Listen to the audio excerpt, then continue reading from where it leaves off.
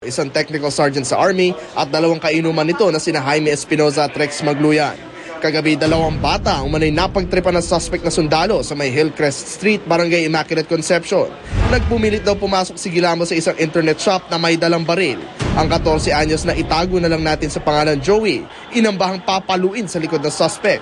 Inaambahan niya lang, tapos galit na galit siya. Tapos pinakita niya po yung baril niya. Kwento naman ng pangalawang bata na tawagin na lamang nating Ami. Pilit daw pinabubura ng suspect ang kanyang tattoo sa braso kundi isasaktan niya ito. Nang sabihin ni Ami na hindi niya ito kayang gawin.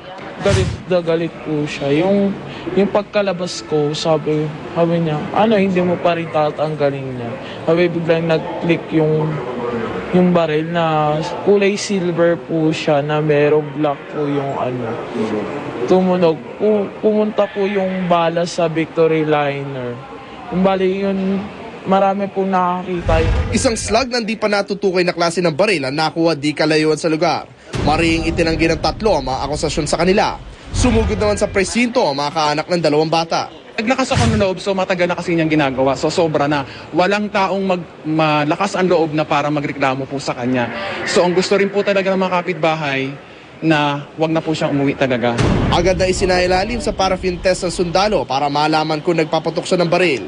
Posibleng maharap ang mga suspect sa kasong paglabag sa Anti-Violence Against Women and Children Act, grave threat, indiscriminate firing, alarm and scandal, at illegal possession of firearms in relation to the Election Omnibus Code.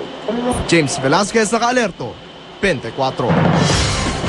Isa sa mga tauhan ng NBI na nasugatan sa pag-aresto kay Jason Ivler ay si Special Investigator Ana Labaw.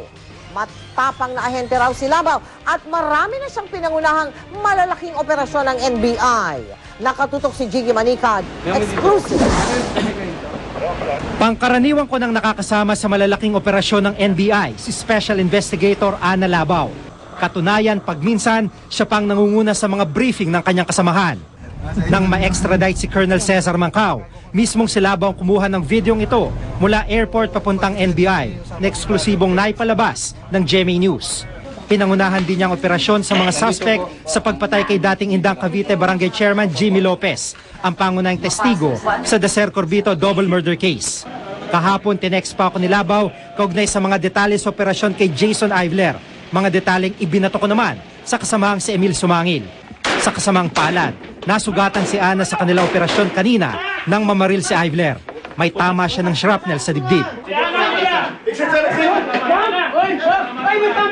15 taon na sa NBI si Ana, ayon sa kanyang superior na si Attorney Rowella Sala. Itinuturing na isa sa matatapang na ahente ng NBI. Karaniwan siyang nasasabak sa mga anti-drug operations. Marami siyang magagandang kaso, na malaking kasong na resolve. At yung mga heinous cases ang kanyang tinututukan.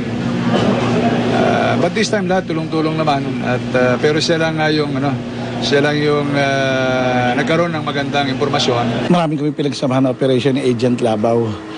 Kung masasabi mo, siya yung babaeng may balls pagdating sa operation. Kasi siya nagli-lead tsaka siya nagde-develop. Tapos? Ay, magaling na ahente ng bureau. Meron siyang leadership at magaling ang diskarte niya at magaling din siya mag-troubleshoot. May problema na aayos siya kagad, na neutralize niya. Kanina inilipat na si Labaw sa isang pribadong ospital. Ayon sa mga doktor, ligtas na siya sa panganib. Jiggy Manicad, Nakatutok, 24 oras. Susunod! Babaeng nakipiesta sa Tondo, Maynila, pinagsamantala naman ng ilang lalaki. Ang engrandeng kasal ni Chara Soto. Krista Ranillo, patutunayan at talagang hindi siya buntis. Chris Aquino nagpaliwanag kung bakit nakipaghiwalay muna siya kay James Yap at iba pang mga balita sa pagpapatuloy.